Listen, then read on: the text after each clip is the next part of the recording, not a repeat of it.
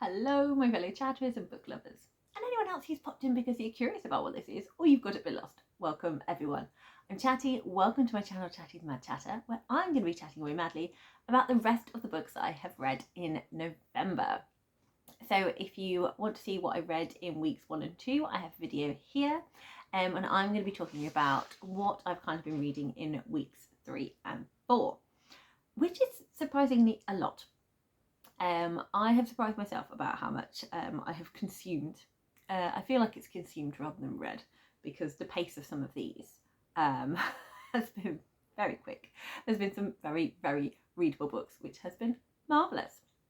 So before I start talking about the books, I'm just going to do my little gimmick.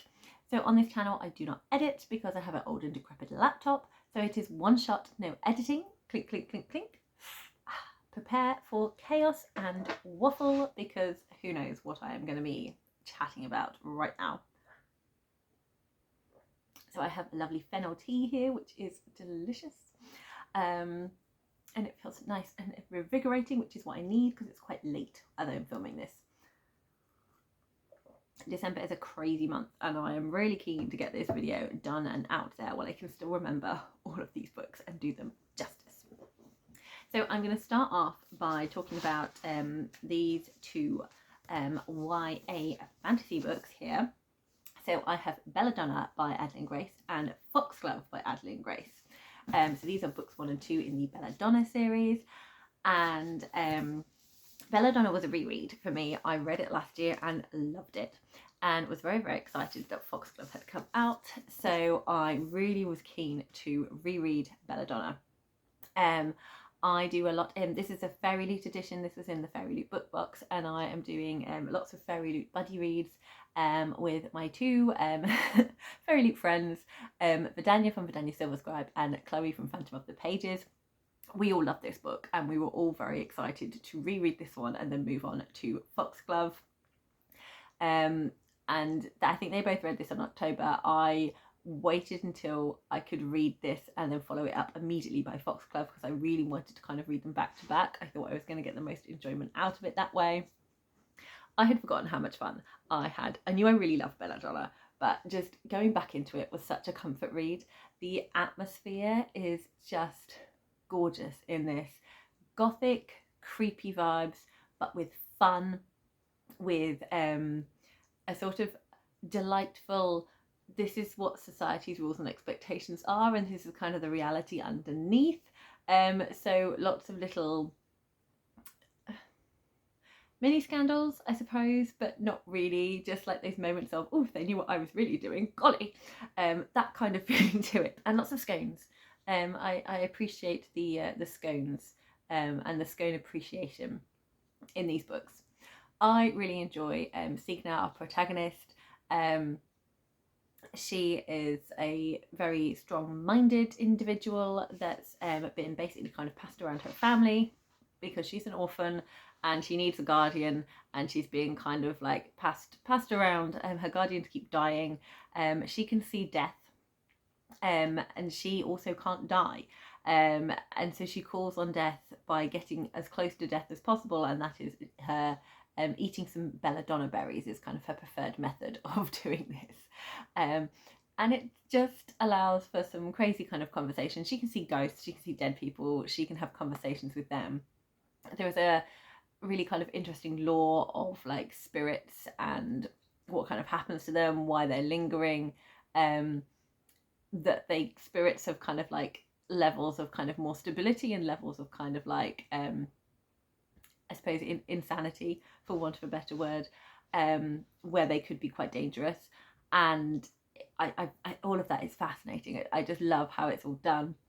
So we have a ghostly manor that our main character ends up at. We have some family members. There is a lot of intrigue. There is murder plot. So this series, so both of these, it is fantasy with kind of sort of ballroom society kind of politics, supernatural and murder mystery kind of all rolled, and romance all rolled into one. So it's just delicious and it is so readable and I absolutely love it. So I knew I loved Belladonna. I enjoyed all of that. I enjoyed the chemistry that is in here between the protagonist and some other people. I love a personified death. That is just wonderful to me. I love this kind of the misunderstood Grim Reaper that has a heart and a soul. I really enjoy that aspect of it. And just this kind of like what's happening, death kind of round corner, that kind of like time is running out kind of feeling, suspecting people, trying to kind of get to the bottom of things whilst drinking tea and eating scones, of course, very important. So this was an utter delight to reread and made me very excited to pick up Foxglove, which was an utter joy to read.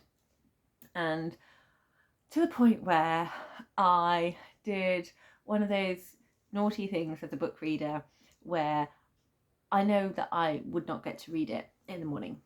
I knew I had to work, I had to function, but I needed to know what was going to happen. And I got to a certain point in here and I was like, I just actually cannot stop reading, but I don't have time to read like half a book.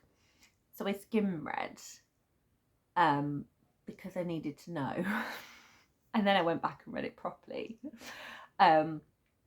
which helped because it allowed me to function as a human rather than just being obsessed with this book and not being able to think because I was too busy thinking about what's happening in this book.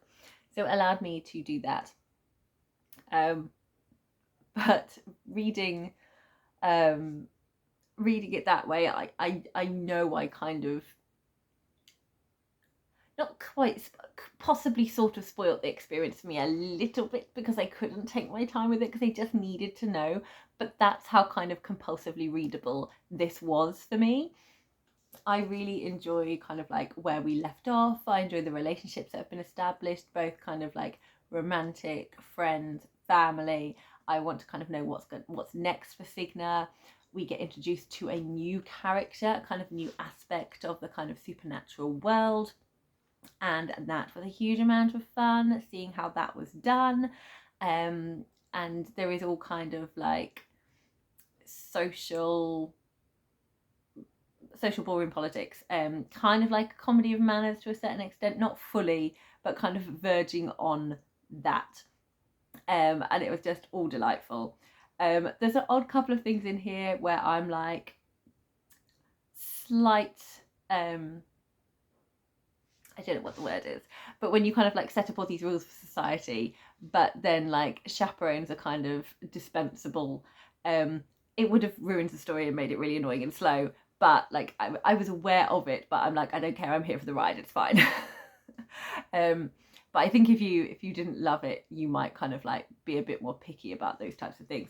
But on the whole, you very much kind of like in this kind of time and place. It's kind of like an imagined history kind of setting.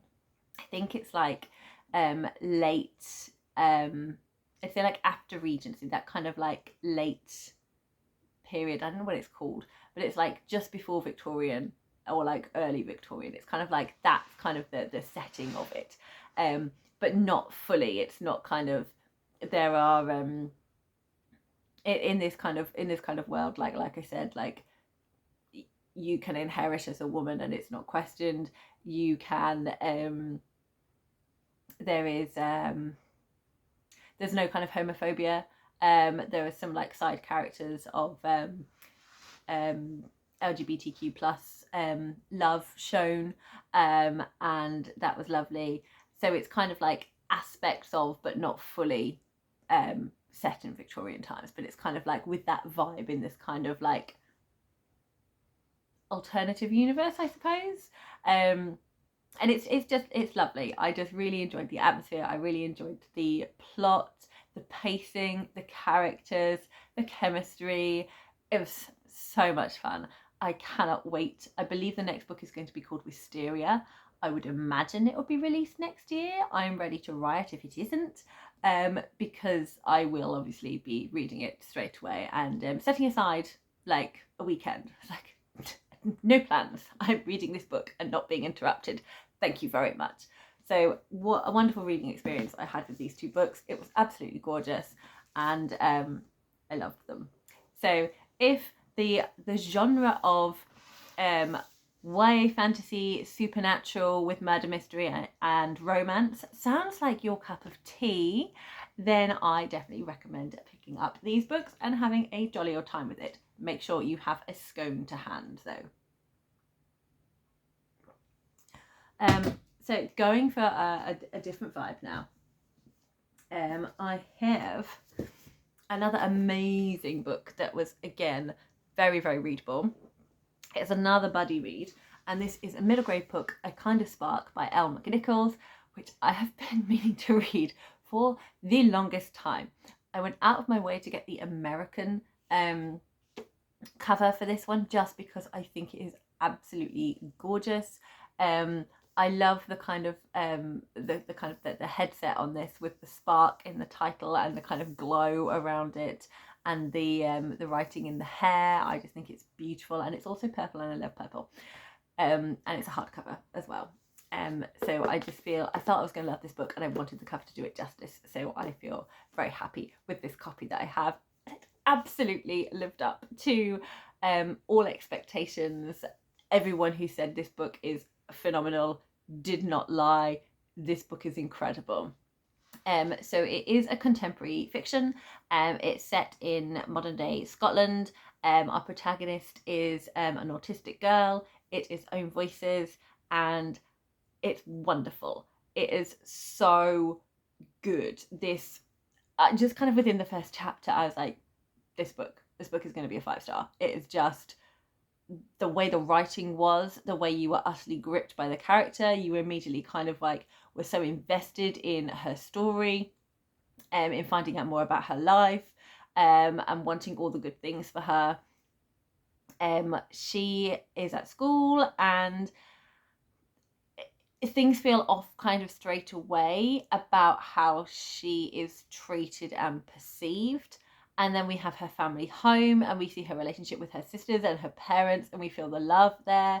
And as a neurotypical person, to hear what life is like for a neurodivergent person, and how they're constantly having to mask to fit in with what society expects them to be, and how exhausting that is, really opened my eyes to that. I feel that this is a book everyone should read for that alone.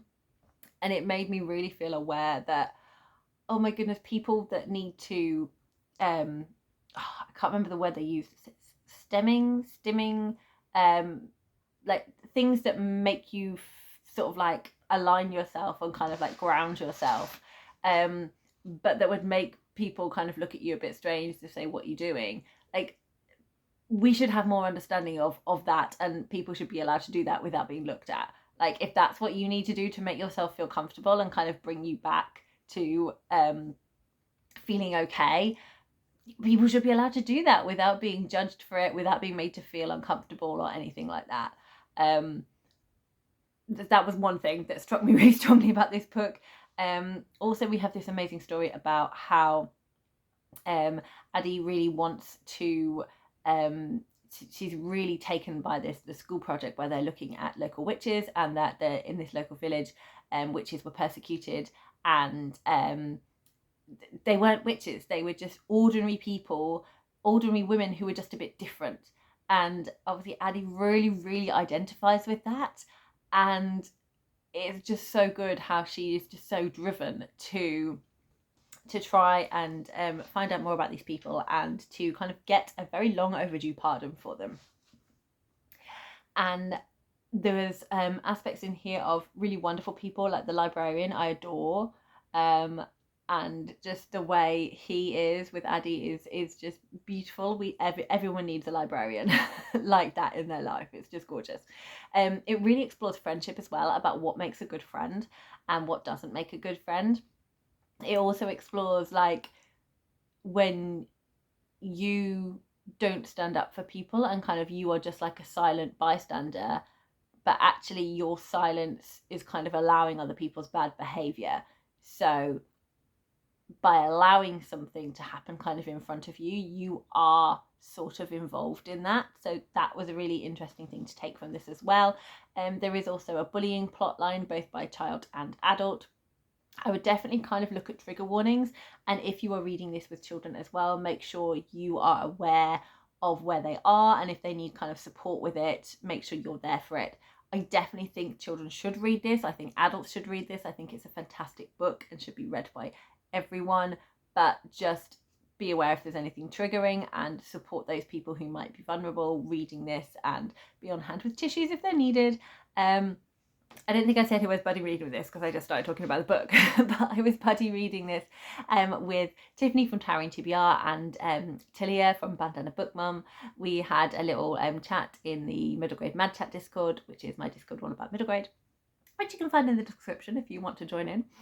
And it was just so lovely to talk to them about this, but all of us were kind of like, I just need to read ahead at various different points. Like, sure, just read ahead, just finish the book, I understand. Because it was that, you just needed to read to the end and find out what happened.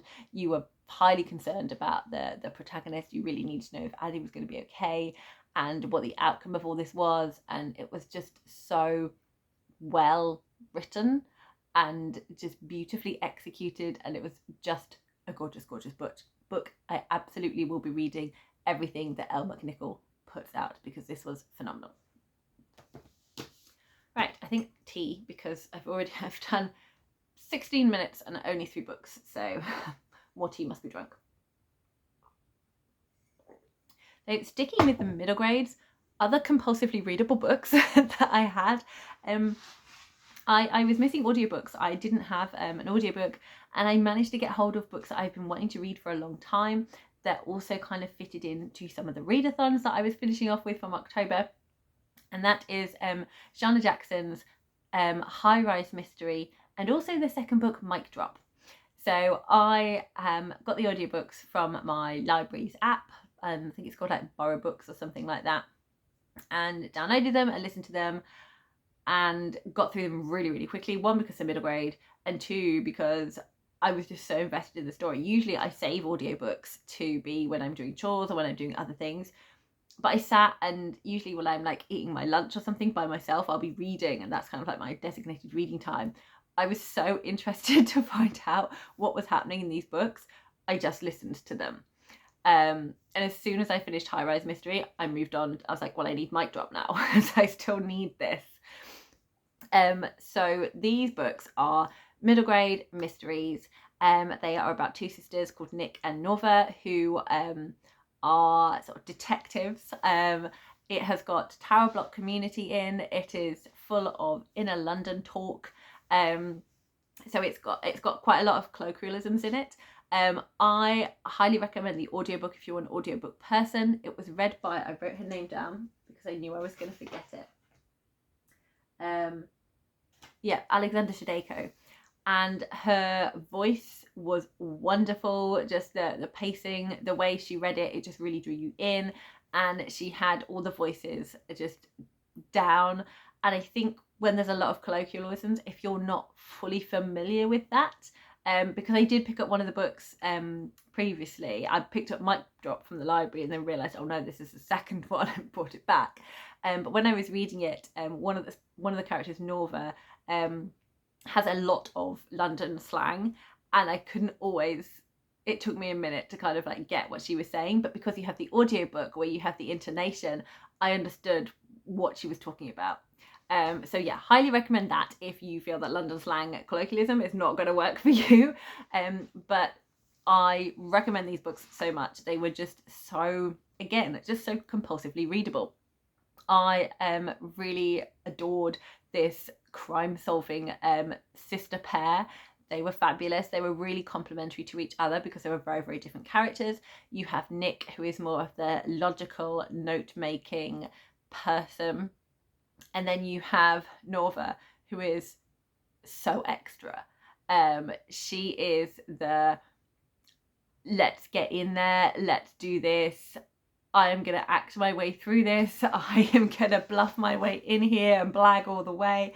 And she absolutely has the chutzpah, the guts to do all of that. And Nick goes along with it and will be applying the brain to Norva's feelings. Norva has a lot of gut feelings. She feels things in her waters. So she relies a lot on that, and a lot on instinct, and a lot on impulsiveness, whereas Nick kind of sits back and analyzes things, and they just complement each other so well. It's brilliant.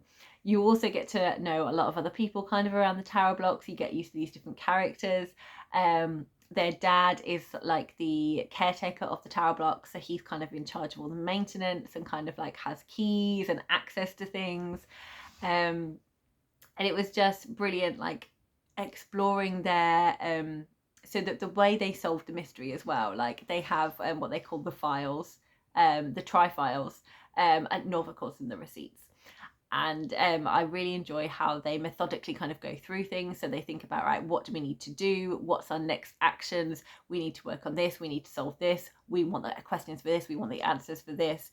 Who are our suspects? What are their alibis? Like, I love how everything is like broken down. And that is where I would want the book to see it physically, as well as hearing it.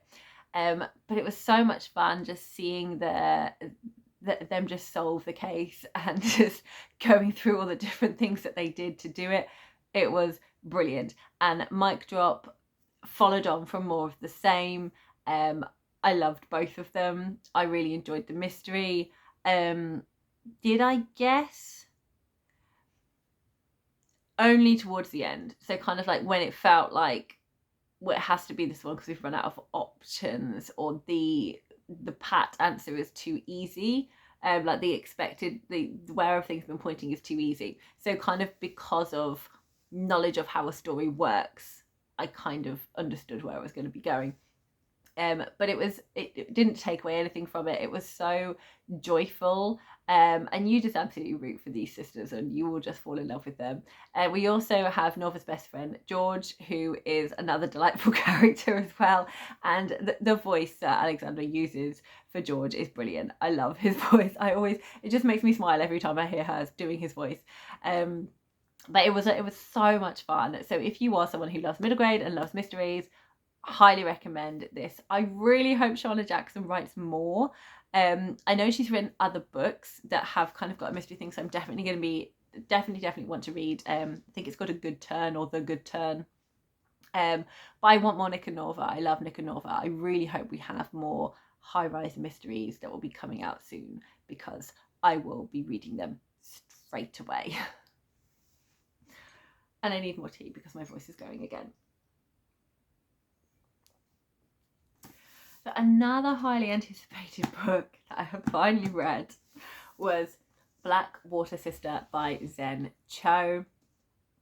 This is urban fantasy, kind of supernatural fantasy, set in Penang, and it explores identity, it explores family, it looks at a lot of the Chinese and Malaysian culture, and that kind of identity where you've kind of been brought up in a Western society, and then you go back to your heritage. So it was really interesting seeing how our protagonist kind of like managed all of that, where she decided to fit in, and just a feeling of family, and kind of like her relationship with her family, and kind of like her relationship with herself, and trying to work out like where does she fit in all of this, like what is it that she wants to be presenting, whilst supporting all her loved ones and not being a disappointment. And it was just all then woven with another plot on top of that, that's going on, that she kind of finds herself caught up in the middle of, and it is just so much fun. I expected nothing less from Zen Cho. I have been holding this back as my final Zen Cho book. It's her most recent one. I really need there to be another one. When was this published? 2021. 2 years of no Zen Cho book. I really hope she's still writing. I really hope that she's working on things. I hope she's having a wonderful time. I really will read anything that Zen Cho writes because I love her work. This had a very different vibe to the other books I've read. So she has 4 books. She has the Sorcerer Royale duology, which is fantasy, kind of like Regency setting with fairyland, fairy fantasy, kind of fae creatures and stuff. And then she had a novella called The Order of the Pure Moon Reflected in Water, which was sort of like a fantasy heist gang of outlaws. That was really fun.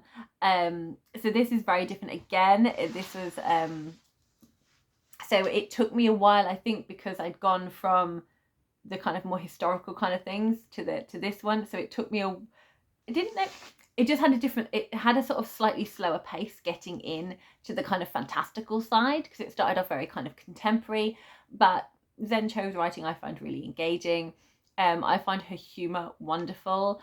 I love the kind of the larger than life characters that she kind of puts in there, but you can also see them, you can relate to them as well, like you recognize certain people in here. And it's just wonderful how she kind of pulls it all together, and how her characters can surprise you, and like twists and turns you make in here. And it is just so much wonderful chaos in here, and just, yeah, I don't want to spoil it, so I'm not giving a lot away, but just the way it was done, it was just perfect. I really, really, really enjoyed this book. I'm so pleased. I knew I was going to. I had very little expectations going in. I didn't really know anything other than there was a supernatural element. There is like a ghost of an ancestor that the protagonist can hear, and I knew she was going back to her where her family came from. So she was going back to the land of her heritage, and it was all kind of big life change for her. So I knew all of that, but I didn't really know anything else. And I'm very pleased I didn't, because I just loved seeing everything being revealed to me. Deities are explored in here. There is kind of a sort of thriller-ish, mystery-ish aspect to it all. Zen Cho is just wonderful. I love her protagonist. I love the kind of relationships she develops and how she makes you feel about things, and just the fun is in there, and the utter chaos. I love chaos in books. It just makes me really happy. So yes, Blackwater Sister. Woo! Okay, it's just 3 more books to go. So I was very, very kindly sent a copy of Linden Falls by Joshua Hershey. So this is a self-published book. It is Joshua Hershey's first novel. It is a Christian fantasy. I have not read a lot. I don't think I've read any Christian fantasy. And I really enjoy epic fantasy. I was very intrigued by the fact that we've got this magical book in here, and that we were going to be kind of exploring kind of like psyche and kind of your relationship with like your how kind of like your life experience kind of changes the way you do things and your thoughts on things. And I thought that was all going to be kind of very interesting concept. I think Joshua Hershey's strength in here was wanting to create these visual scenes. So there was a lot of kind of like battle scenes, and a lot of like a detailed description of these like very visual kind of set pieces of the kind of the good versus evil. And I think very much the message of the book was something that Joshua really wanted his readers to get across. So it felt more kind of like action based than character based, and I am definitely a character based reader, so this didn't work for me. I read a lot of fantasy, and this sort of type of fantasy wasn't really my cup of tea.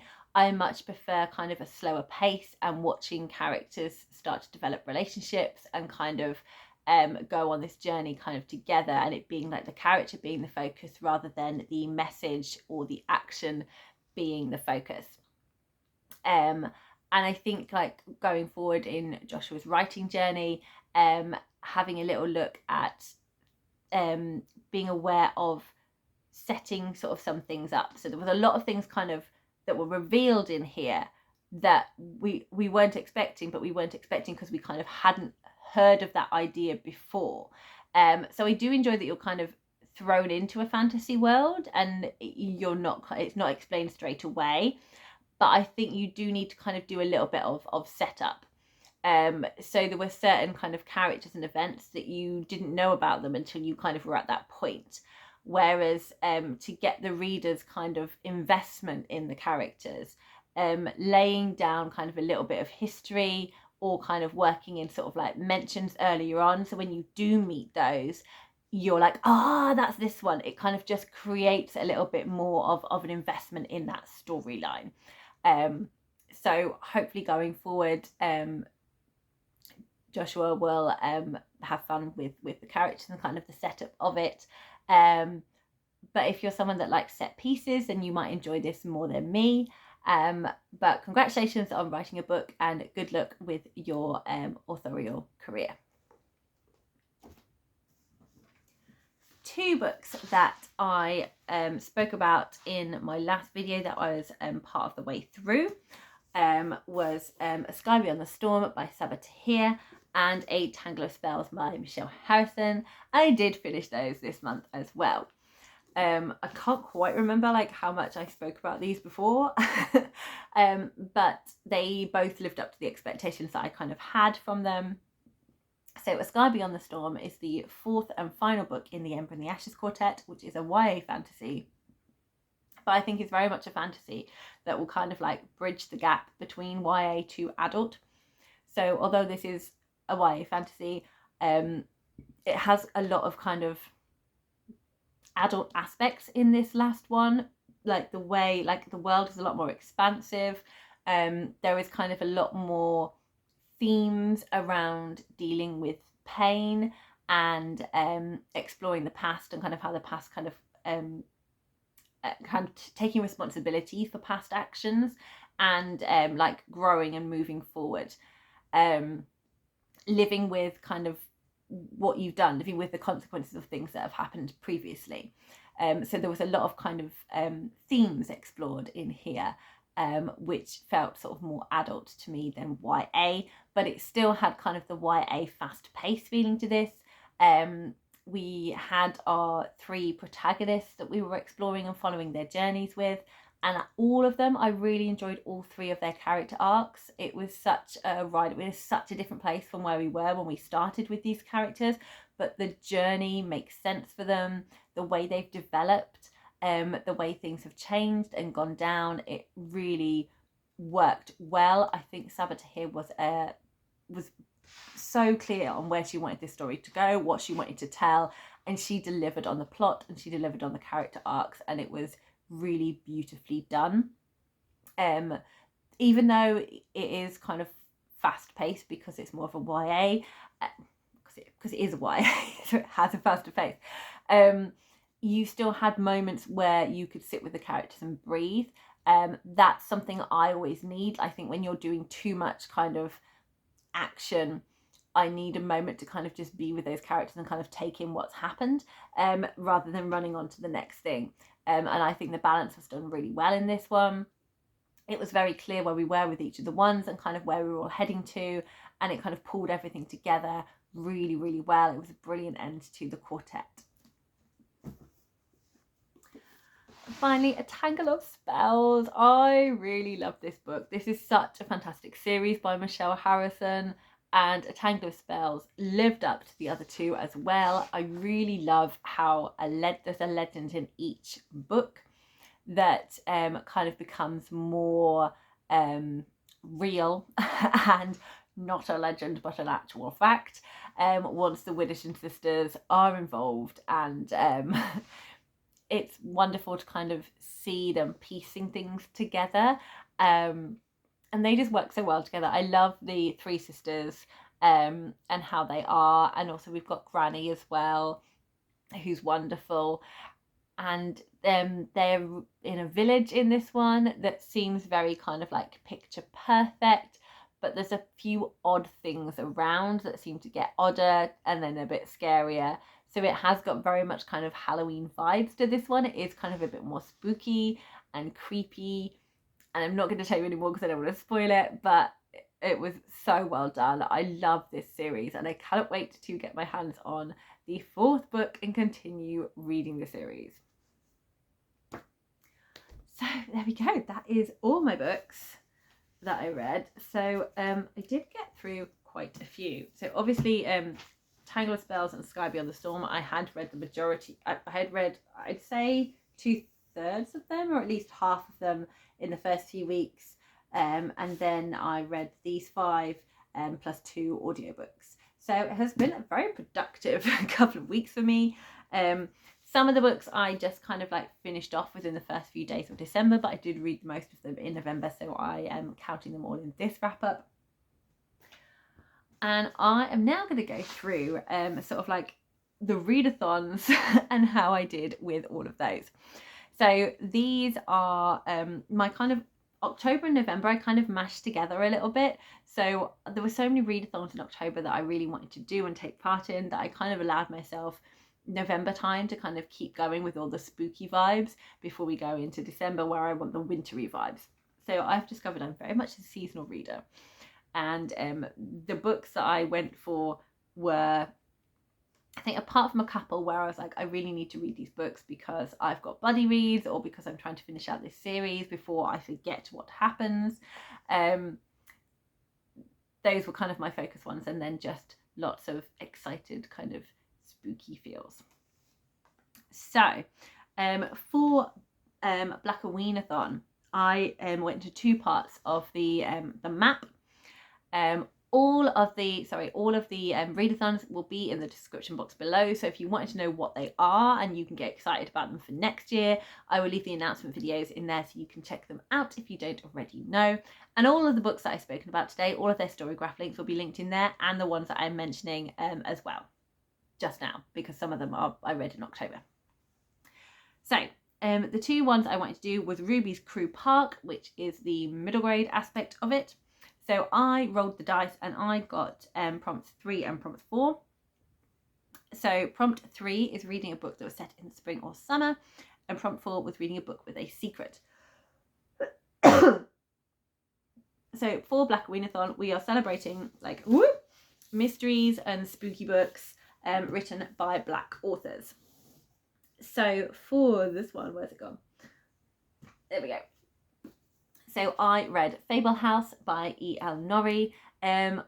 This book I feel is set in the kind of like the late summer because they talk about going on picnics, and nobody has picnics in the autumn or winter unless you're someone who likes to have picnics in autumn and winter.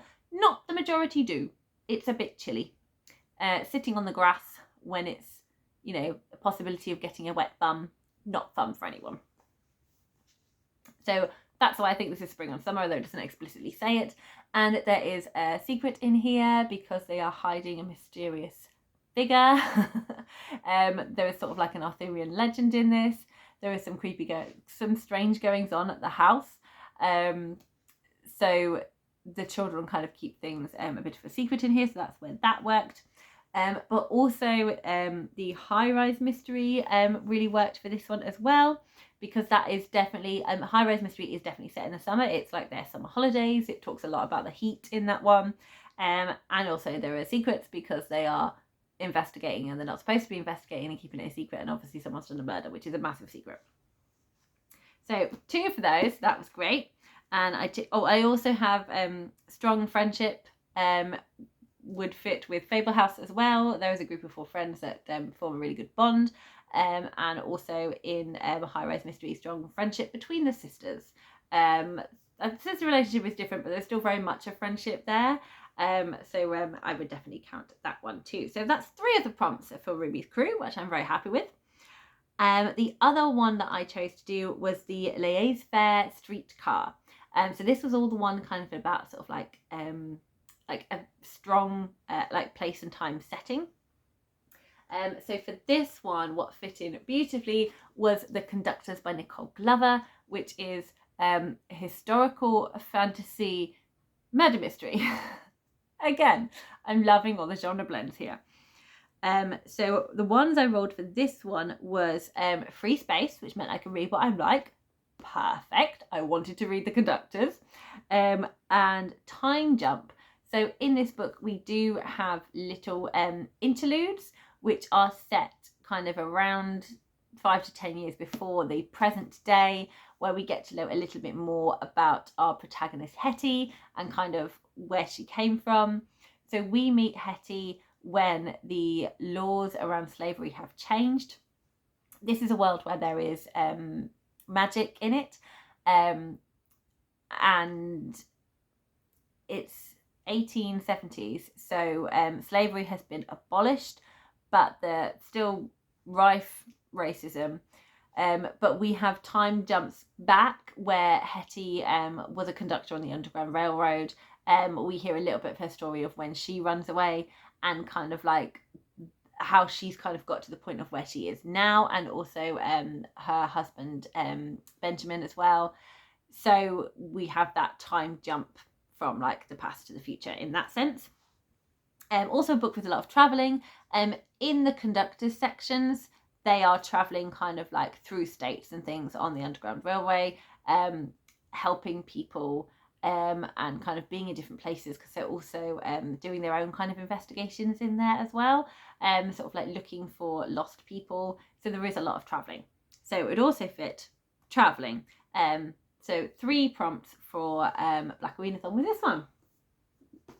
So 3 books for Blackoweenathon, which is Fable House by E.L. Norrie, The Conductors by Nicole Glover, and the High Rise Mystery by Shauna Jackson. Moving on to Hallowtween. So I managed a few of the prompts in here. Retro Spooky, I read Witch's Brat, and Retro Spooky was to read a book published before 2003, and Witch's Brat was published in 1970. So that worked really well. That's by Rosemary Sutcliffe, and that was a reread. And again, I enjoyed the fact that it was sort of, it had the word witch in it, but basically it meant a woman who was good with herbs and medicine. Monster Mash I didn't do because I didn't read any books that had a monster on the cover. Creepy cover I did. I read Coraline in October, and I love the Chris Riddell cover, but that one's not creepy, but all the other covers are seriously creepy. Didn't read a book with purple on the cover. No. No, did not. Unless Mic Drop has purple on the cover. I don't know if High Rise Mystery. One of the characters, Norva, could be wearing a purple t-shirt or have a purple bag with her, but not specifically. Reading a book with green on the cover. Where have I put it? Oh, it's hiding here. So we have the leaves of the tree. We have the spindle. We have a skirt. We have a door. We have cauldron. Another jumper, another door, some more leaves, and some toads on the front cover of A Tangle of Spells. So there's green aspects on that one. Orange. We have The Haunting of Evelyn Jones. We have orange writing, and we have autumn leaves around. And there is kind of like an oranginess to Evelyn's jumper and kind of an oranginess to the sky here. Turn the Lights On. I used Fable House for this one. There is a sort of light on the cover here, and there's sort of like a magical orb glowing, and there are lights on in the windows of the Fable House there. Face Your Fears on Mic Drop. I don't have a picture of this, but if you click the Storygraph link and you will then see the picture. We have this kind of perspective of like a bird's eye view. So we see the top of Nick and Norva's head as they look down from the balcony, and they're on like the 22nd floor. So it's a big drop. So my fear is falling from a great height. So that would be a great height, 22 floors up. And then the book cover makes me a little bit queasy, actually. I much prefer high rise because you're looking up at the building rather than down. Trick or Treat. I read Mic Drop again. Because that is set during Halloween. So the first one, the High Rise Mystery, is set in the summertime. Mic Drop is set on Halloween, and Norva insists on going trick-or-treating. So yeah, there we go. So that is all the Halloween prompts. So it was just 2 that I didn't do, so I'm pretty happy with that. So do I have a little stack for my Halloween prompts? So plus Witch's Brat and Coraline and Mic Drop. There we go. And finally, Gothtober. So every year with Gothtober, there is a prompt to read a book by with an LGBTQ plus character. And so for that, I have Black Water Sister by Zen Cho, because our protagonist is a lesbian.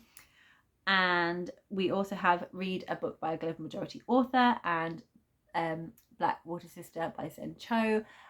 Zen Cho is of Malaysian heritage. We then have Read a Book with disability or neurodivergent representation, and I have A Kind of Spark by Elle McNichol, where our protagonist, like we've already said, is autistic, and so is Elle McNichol. So we have own voices there, which is always awesome. And then we move on to the prompts that were determined by my choices in creating a creature. So I had Sentient House, which was for choosing Dracula's Castle. I was hoping the house in Fable House would be sentient. It is not. Nice and creepy, but not sentient. So I did not manage to meet the Sentient House prompt. Then I have A Creature of the Black Lagoon, which is a book featuring water on the cover. Black Water Sister literally has the word water in it. And then we have a lot of kind of plants that could grow around a pondish place. And then I chose a tentacle, and that was Feed Scroll. And as I was kind of going through YouTube videos, there was a video which had a picture of the Tenant of Wildfell Hall on it. So I did read in October the Tenant of Wildfell Hall, so that fitted well into that one, and that is a really nice kind of very atmospheric kind of gothic book as well. I then chose a hook for my other arm, and it was an urban legend, and Fable House accounts for that one, confirmed by Olivia from Olivia's Catastrophe, because of the Arthurian legend that is part of this book. I then had, an unreliable narrator for the Snake Body. Didn't have one of those. I struggled to find books with an unreliable narrator. There was one I was going to go for, which was We Have Always Lived in the Castle. But I'm trying to read what I own. I had a load of other books here. I never got around to doing it. So didn't read that one, which was a shame, but there we go. Forest Creature, I chose a twig headdress. And in Foxglove, no, that's Belladonna. In Foxglove, there is a scene where there is a fox cub. And I would say a fox is a creature of the forest. And then fairy tale retelling.